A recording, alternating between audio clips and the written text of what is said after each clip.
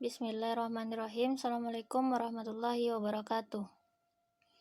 Baiklah, di sini saya Ramadadin Juliana, mahasiswa jurusan Tardes Matematika IAIN Batu Sangkar, akan mempresentasikan proposal skripsi saya dengan judul Pengembangan Modul Pembelajaran Matematika Berbasis RMS dalam meningkatkan kemampuan representasi matematis peserta didik kelas 7 di MTSN 550 Kota dengan dosen pembimbing yaitu Ibu Dr. Elda Herlina MPD dan dosen penguji saya ialah Ibu Leli Kurnia SPD MSI. Bila saya langsung saja untuk mempresentasikan proposal skripsi saya. Yang pertama, pada bab 1 terdapat beberapa poin yang akan dijelaskan yang terdiri atas latar belakang masalah, rumusan masalah, tujuan pengembangan, spesifikasi produk, manfaat pengembangan, asumsi dan fokus pengembangan, serta definisi operasional. Yang pertama ialah latar belakang masalah. Latar belakang masalah ini penulis ambil dari perkembangan pembelajaran pada abad 21. Abad 21 merupakan abad dengan perkembangan informasi dan teknologi yang melebihi dari perkembangan abad-abad sebelumnya. Keadaan ini justru menuntut manusia untuk bisa menyesuaikan diri dengan perkembangan yang ada. Dengan ini tentunya daya saing akan lebih tinggi dan melibatkan banyak kemampuan untuk menghadapinya.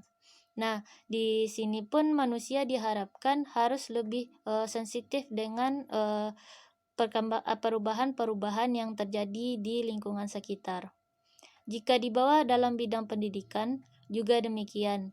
Agar semua berjalan sesuai dengan harapan, maka perlu adanya suatu tindakan yang dapat meningkatkan kemampuan peserta didik tersebut agar lebih sensitif terhadap hal-hal yang baru yang terjadi dalam proses pembelajaran, baik itu di lingkungan sekolah maupun di lingkungan tempat tinggal. Karena pendidikan merupakan suatu hal yang dapat membangun pengetahuan melalui perkembangan zaman. Jika dilihat dalam konteks pembelajaran, khususnya pembelajaran matematika, pembelajaran akan lebih baik jika direncanakan dengan baik juga. Dengan perencanaan yang baik akan meningkatkan pemahaman serta kemampuan peserta didik di samping mendapatkan sesuatu dalam belajar. Selanjutnya, tujuan pembelajaran matematika. Kemampuan dan pengetahuan serta keterampilan peserta didik terlingkup pada standar proses yang telah sesuai dengan tujuan pembelajaran yang dikemukakan oleh NCTM, di mana tujuan pembelajaran matematika ialah untuk mengembangkan kemampuan komunikasi matematis, kemampuan penalaran matematis, kemampuan pemecahan masalah matematis, koneksi, serta representasi matematis. Dengan demikian terlihat bahwa adanya kemampuan yang menjadi dasar dalam mengembangkan kemampuan-kemampuan matematis.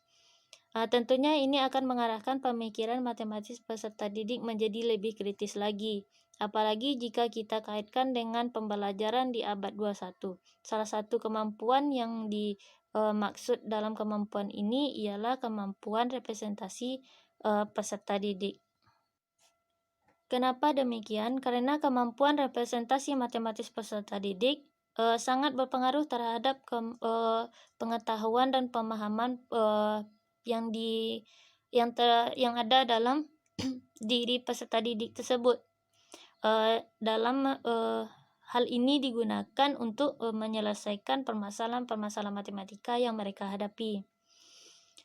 Dengan begitu, peserta didik memiliki kemampuan representasi yang baik, maka peserta didik akan lebih mudah menyelesaikan persoalan yang terdapat dalam matematika, di mana yang dulunya matematika dianggap sebagai pelajaran yang susah, sekarang sudah dapat dialihkan menjadi pembelajaran yang menyenangkan. Sementara pada realita di lapangan, sebagai hasil observasi dari penulis, masih banyak peserta didik yang memiliki kemampuan representasi yang masih rendah. Ini dilihat dari hasil rekapitulasi ulangan harian yang dilakukan pada 3 kelas, yaitu kelas 71, 72, dan 73. Rata-rata untuk setiap ulangan harian yang peserta didik hasilkan itu masih di bawah kriteria ketuntasan minimal. Lebih lanjut lagi, penulis melihat bahwa peserta didik masih kesulitan dalam menyelesaikan persoalan matematika. Alasannya ialah tidak memahami konsep matematika atau tidak memahami materi yang telah diajarkan guru, dan tidak mengerti dengan bahasa dari sumber belajar yang digunakan, serta sulit memahami kata-kata dan merubah bentuknya ke dalam bahasa matematika. Hasil pengamatan pada pertemuan di kelas, peserta didik belum secara maksimal mengikuti proses pembelajaran. Kebanyakan dari peserta didik sibuk dengan aktivitasnya masing-masing. Dalam pemberian tugas pun, guru hanya mengatakan hanya beberapa peserta didik yang mengerjakan secara mandiri atau sendiri-sendiri. Selebihnya, peserta didik hanya menunggu jawaban dari teman setelah dinilai oleh guru. Dan guru juga tidak menggunakan metode belajar yang bervariasi dari hasil pengamatan yang penulis lakukan. Nah, selain itu, dari sumber belajar pun penulis melihat guru hanya menggunakan satu buku saja, yaitu buku paket matematika kelas 7 yang dipinjam dari perpustakaan. Nah, peserta didik harus meminjam ke perpustakaan sebelum jam pelajaran matematika dimulai. Nah, setelah jam matematika pun selesai, maka buku harus dikembalikan karena harus dipinjam oleh kelas selanjutnya. Akibatnya di sini pembelajaran menjadi tidak efektif dan maksimal karena peserta didik hanya mendapatkan materi atau belajar saat jam pelajaran matematika saja. Sementara di luar itu, peserta didik tidak lagi mendapatkan atau mengulang lagi pembelajarannya. Jika dilihat dari segi buku pegangan dari peserta didik mempunyai buku catatan yang telah disarankan oleh guru mata pelajaran.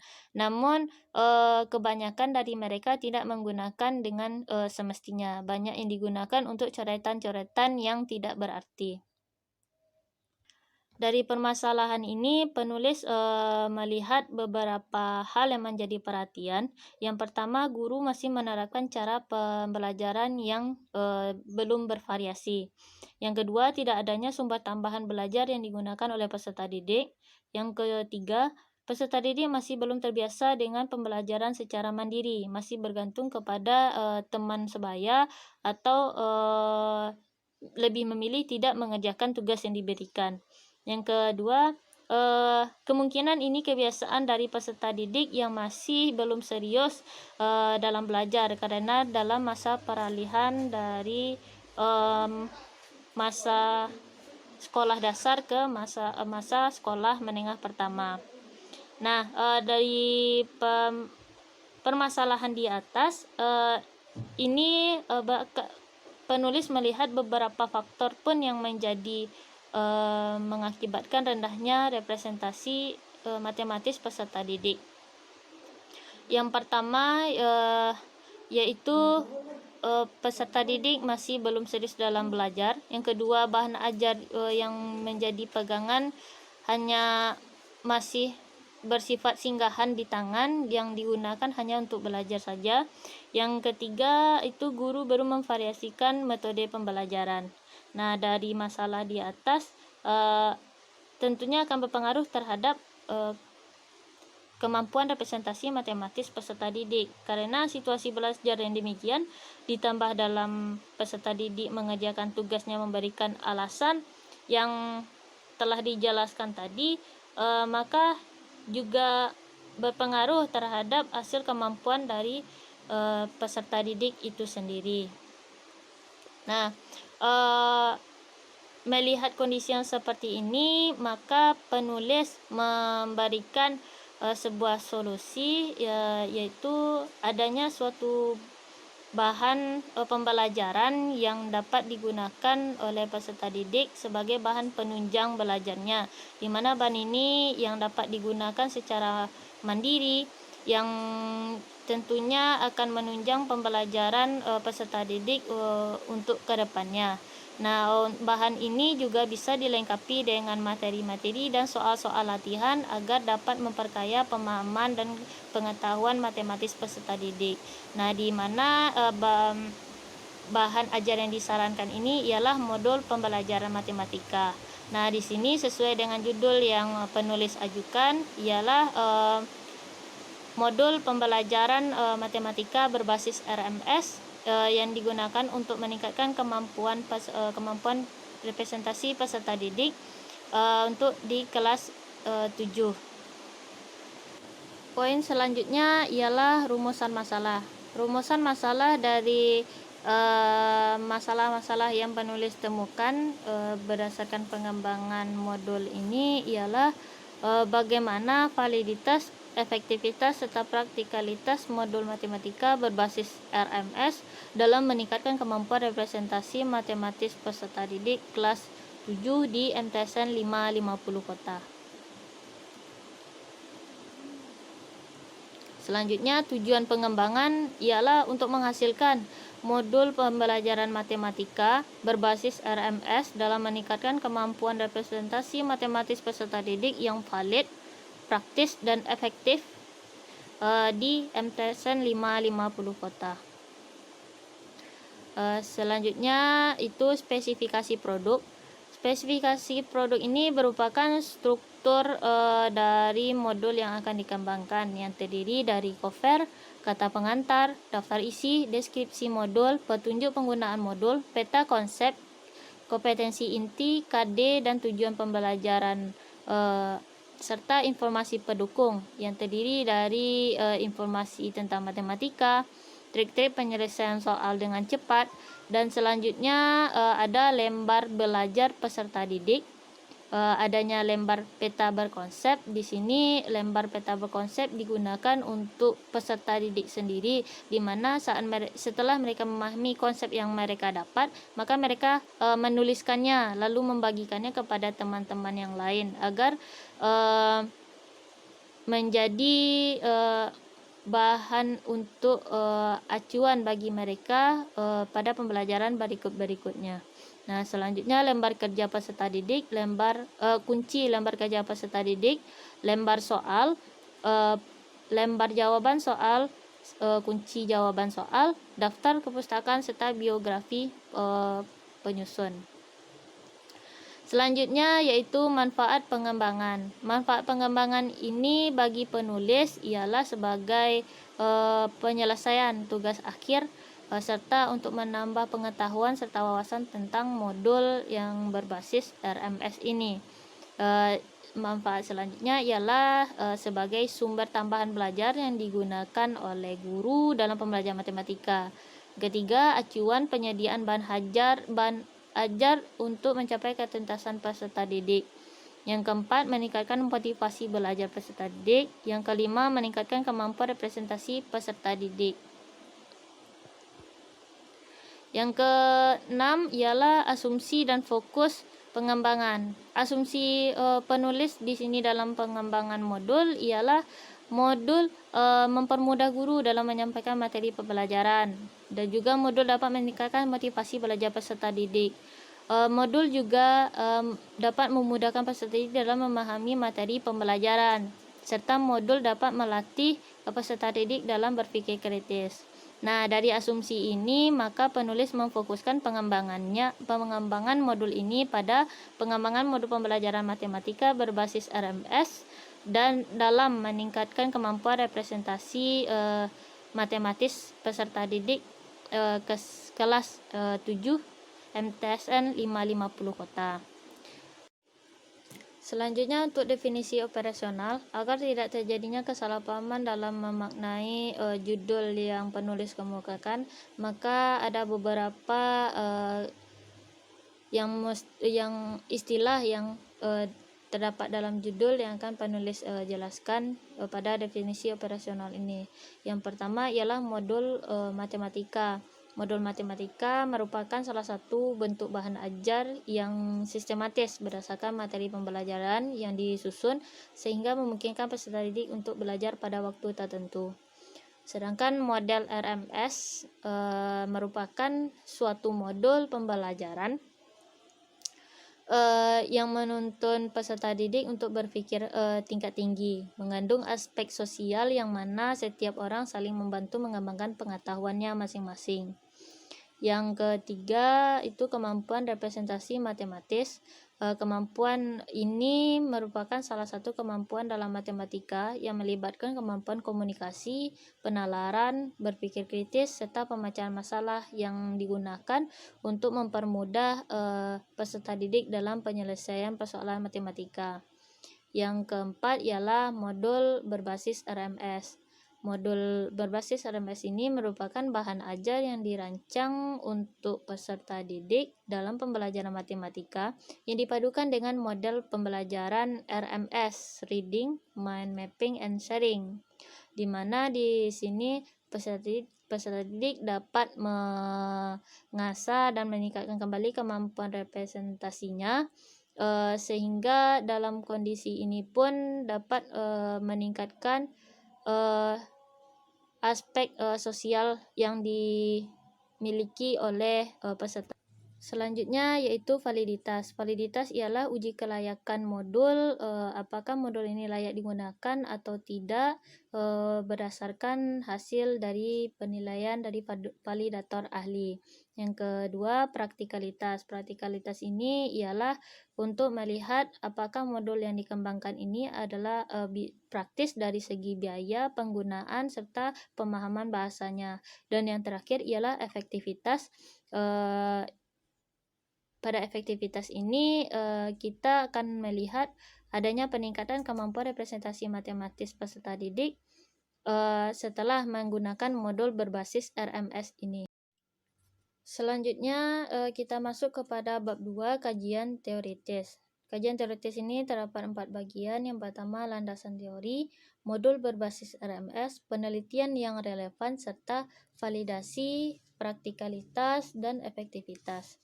Untuk landasan teori ini diawali dengan belajar dan pembelajaran. Belajar diartikan sebagai interaksi individu dengan lingkungan sekitar. Lingkungan yang memungkinkan seseorang untuk memperoleh suatu pengetahuan dan juga pengalaman sekaligus dapat menarik perhatian untuk berinteraksi dengan hal tersebut.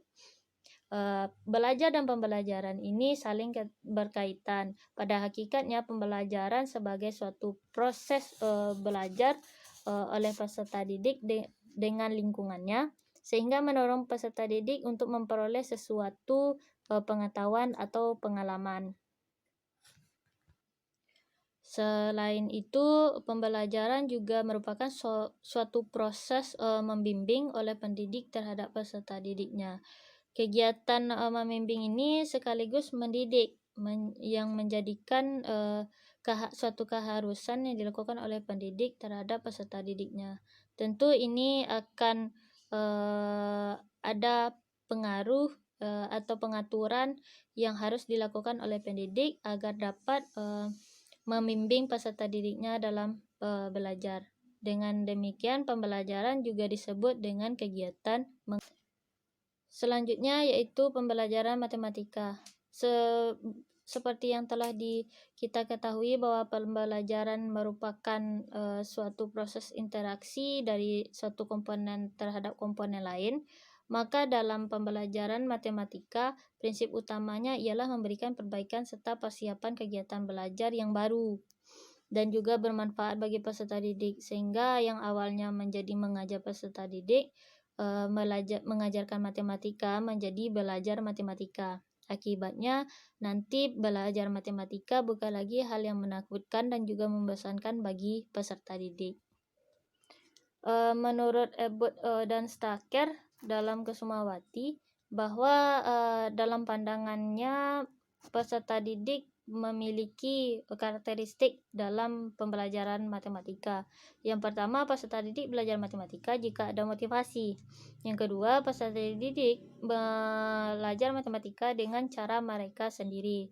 Yang ketiga, peserta didik belajar matematika melalui kerjasama ataupun secara mandiri. Yang keempat, peserta didik perlu situasi yang berbeda dalam pembelajaran matematika. Nah, dari kesemuanya ini sudah dijelaskan pada bab sebelumnya, bahwa hal ini yang masih minim dari keadaan yang ada di lapangan saat ini. Selanjutnya, kemampuan representasi matematis. Didefinisikan representasi merupakan suatu interpretasi dari pemikiran peserta didik terhadap kondisi sebagai alat bantu dalam menemukan solusi dari masalah yang ada. Bentuk-bentuk interpretasi ini meliputi bentuk kata-kata, grafik, tulisan, gambar, benda konkret, dan simbol matematika. Kemampuan representasi matematis ini merupakan suatu penyajian kembali dari bentuk simbol, gambar, tabel, ataupun notasi ke dalam bentuk lainnya. Kemampuan representasi matematis merupakan salah satu kemampuan dasar yang harus ada pada peserta didik. Adanya kemampuan ini akan memudahkan peserta didik dalam memahami konsep matematika yang mereka pelajari. Dan yang terpenting, kemampuan representasi ini juga sesuatu yang tidak bisa dipisahkan dalam pembelajaran matematika. Meskipun tidak tercantum dalam pembelajaran matematika di Indonesia, tetapi representasi memang sangat penting. Terlihat dari tujuan pemecahan masalah dan komunikasi matematis. Alasannya karena menyelesaikan permasalahan matematika diperlukan suatu kemampuan dengan keahlian membuat model yang diperlukan. Yang dimana model yang diperlukan ini memerlukan suatu kemampuan dengan keahlian untuk menafsirkan sebagai solusinya. Dan ini merupakan indikator dari representasi itu sendiri. Selanjutnya kita masuk ke dalam modul. Modul diartikan juga sebagai paket belajar, di mana dalam modul ini merupakan salah satu bentuk bahan ajar yang memuat seperangkat pengalaman belajar yang tersusun secara sistematis, dan tujuannya adalah membantu peserta didik dalam menguasai pembelajaran secara khusus. Dan juga ada yang mengatakan modul merupakan paket yang memuat satu konsep bahan pelajaran. Setiap konsep yang ada dipadukan menjadi konsep-konsep yang diringkas dengan mudah dan mudah dipahami oleh pengguna modul itu sendiri. Nah, dengan demikian modul merupakan suatu unit pembelajaran yang disusun secara sistematis dan yang memuat satu konsep pembelajaran. Gunanya membantu peserta didik dalam pembelajaran secara mandiri. Nah, karakteristik modul itu sendiri ialah menurut Salirawati, yang pertama, kompetensi dasar yang pencapaiannya akan ditunjang. Topik yang dijadikan sebagai bahan bahasan dalam belajar. Indikator pencapaian peserta didik, adanya pokok-pokok materi yang akan dibahas dalam pembelajaran. Karakteristik dari modul itu sendiri ialah self-instruction. Ialah dengan modul peserta didik dapat belajar secara mandiri. Yang kedua, self-content ialah sekumpulan materi pembelajaran dari semua unit yang dipadukan dalam satu modul secara utuh. Yang ketiga, standalone. Modul yang dikembangkan tidak bergantung kepada media pembelajaran lainnya. Yang keempat, adaptif. Modul yang dikembangkan bersifat adaptif ini dengan maksud sesuai dengan perkembangan ilmu pengetahuan. Yang ketiga, modul ini mudah digunakan dan mudah dipahami oleh pengguna modul. Selanjutnya kita masuk ke dalam langkah-langkah penyusunan modul. Menurut Daryanto, yang pertama, analisis kebutuhan modul. di mana analisis kebutuhan modul ini termasuk ke dalam analisis RPP dan kebutuhan peserta didik terhadap modul yang dikembangkan.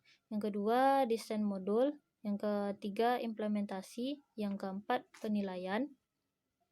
Yang kelima, validasi dan jaminan kualitas. Selanjutnya kita masuk ke dalam model RMS. RMS merupakan suatu model pembelajaran yang mengarahkan peserta didik untuk berpikir kritis. Aspek dalam RMS ini mengacu pada sosial teori yang saling membantu pengetahuan terhadap seseorang. Akibatnya kecerdasan individu meningkat dan memunculkan ide-ide baru karena interaksi yang dilakukan. Nah, pada model ini juga menuntut peserta didik dalam membangun atau mengembangkan pengetahuan yang tidak hanya didapat dari guru saja, melainkan dari diri sendiri.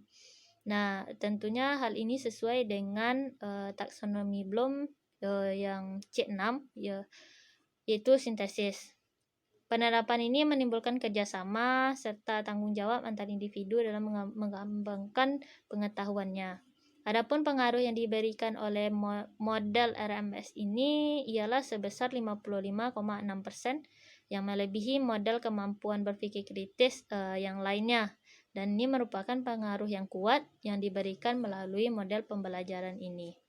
Nah, untuk langkah-langkahnya ada 3 sesuai dengan namanya. Yang pertama itu reading, itu membaca.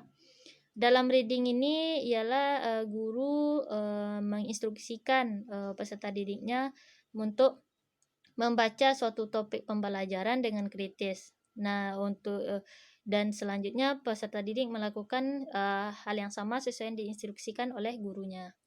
Selanjutnya pada saat kegiatan mind mapping, guru membagi peserta didik dalam kelompok-kelompok kecil. Nah, dan setiap peserta didik diminta untuk membuat peta konsep. Nah, peta konsep tersebut dalam kelompoknya dipresentasikan dan dipresentasikan juga di depan kelompok yang lain. Dan kelompok yang lain memberikan tanggapan-tanggapan. Nah, untuk yang pada saat mapping ini membuat suatu peta konsep dari yang mereka pahami tadi.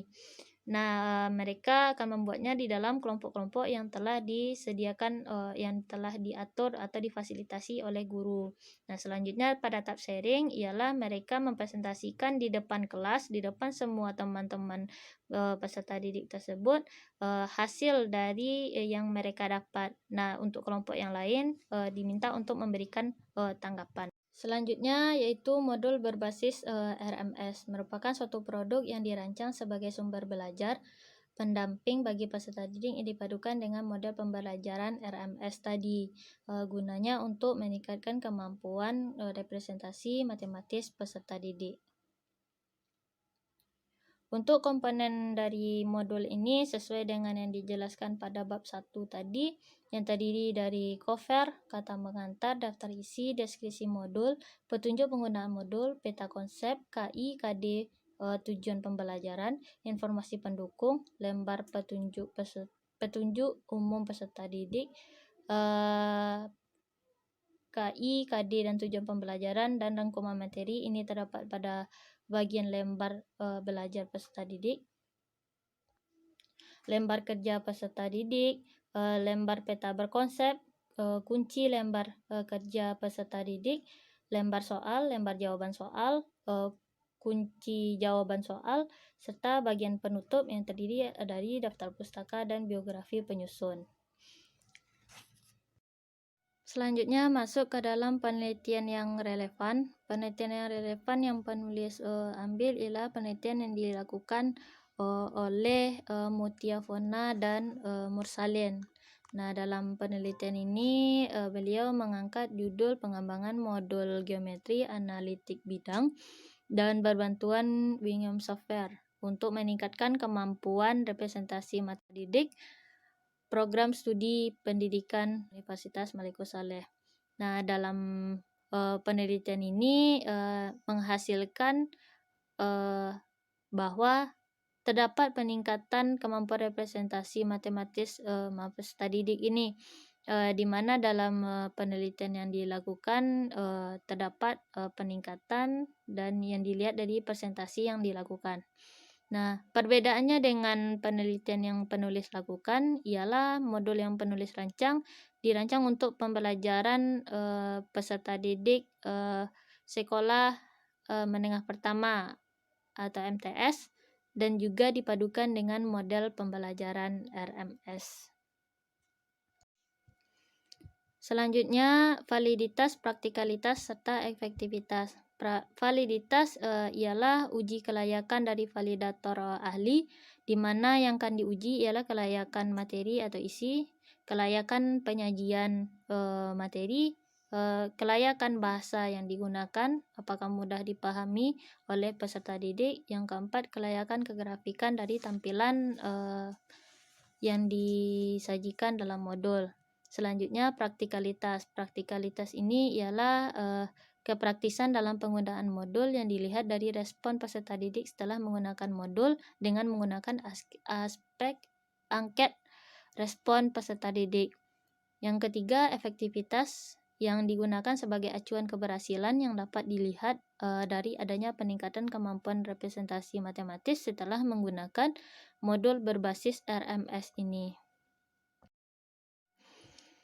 Selanjutnya kita masuk kepada bab 3, metode penelitian. Dalam metode penelitian ini ia memuat metode-metode yang dilakukan dalam penelitian pengembangan modul berbasis RMS ini. Yang pertama, pemilihan jenis penelitian.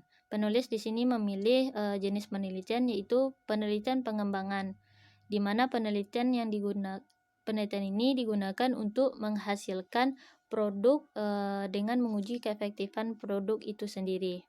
Produk yang dikembangkan ialah berupa modul pembelajaran matematika berbasis RMS dalam meningkatkan kemampuan representasi matematis peserta didik kelas 7 MTSN 550 kota. Dalam rancangan penelitian, penulis memilih model pengembangan 3D yang merupakan perpanjangan dari define, design, develop, dan dissemination. Nah, karena keterbatasannya penulis dalam penelitian ini dikarenakan adanya keterbatasan waktu, maka model pengembangan 3D ini diadopsi menjadi model pengembangan 3D, yang artinya di sini hanya sampai pengembangan saja, tidak sampai dengan penyebaran dari modul. Selanjutnya yaitu prosedur penelitian. Prosedur penelitian sesuai dengan model pengembangan tadi yaitu define, design, dan develop. Pada define atau pendefinisian itu dilakukan langkah-langkah. Yang pertama, observasi dan wawancara guru mata pelajaran. Yang kedua, analisis sumber belajar yang digunakan oleh peserta didik di sekolah. Yang ketiga, analisis kebutuhan peserta didik pada pembelajaran matematika. Yang keempat, analisis silabus dan RPP matematika kelas 7. Yang kelima, mengkaji ulang literatur terkait dengan modul pembelajaran matematika dan model pembelajaran RMS serta kemampuan representasi matematis. Selanjutnya, instrumen penelitian. Dalam instrumen penelitian, penulis membuat dua instrumen. Yang pertama, lembar validasi dan lembar angket. Lembar validasi terdiri atas lembar validasi modul berbasis RMS, lembar validasi RPP, lembar validasi angket respon peserta didik, serta lembar validasi soal. Untuk angket itu hanya angket respon peserta didik saja. Untuk selanjutnya, teknik analisis data. Teknik analisis data ini ialah teknik analisis yang digunakan untuk menganalisis instrumen hasil dari instrumen penelitian tadi. Yang pertama, analisis validasi. Analisis yang dilakukan secara menyeluruh terhadap aspek-aspek yang dinilai validator terhadap instrumen validasi tadi, di mana dalam penganalisisan menggunakan sebuah persamaan yang nantinya hasil dari tersebut dilihat pada interval yang telah ditentukan sebelumnya. Nah, apakah nanti instrumen tersebut valid, sangat valid, cukup, atau tidak valid, atau kurang valid. Nah, untuk interval ini sudah ditentukan juga dari 0 sampai 100%. Selanjutnya, analisis praktikalitas yaitu tujuan analisis praktikalitas agar produk yang dihasilkan praktis mulai dari penyajian serta penggunaannya. Dengan menggunakan persamaan yang sama, akan dilihat nanti interval dari hasil praktikalitas ini. Apakah modul tersebut praktis, sangat praktis, cukup, kurang atau tidak praktis. Nah, ini sudah terdapat pada tabel kategori praktikalitas. Selanjutnya, teknik analisis data efektivitas. Efektivitas ini ialah dilihat dari adanya peningkatan kemampuan representasi peserta didik setelah menggunakan modul. Nah, analisis ini menggunakan persamaan n-gen yang dioperasikan nanti setelah adanya pretest dan posttest terhadap peserta didik.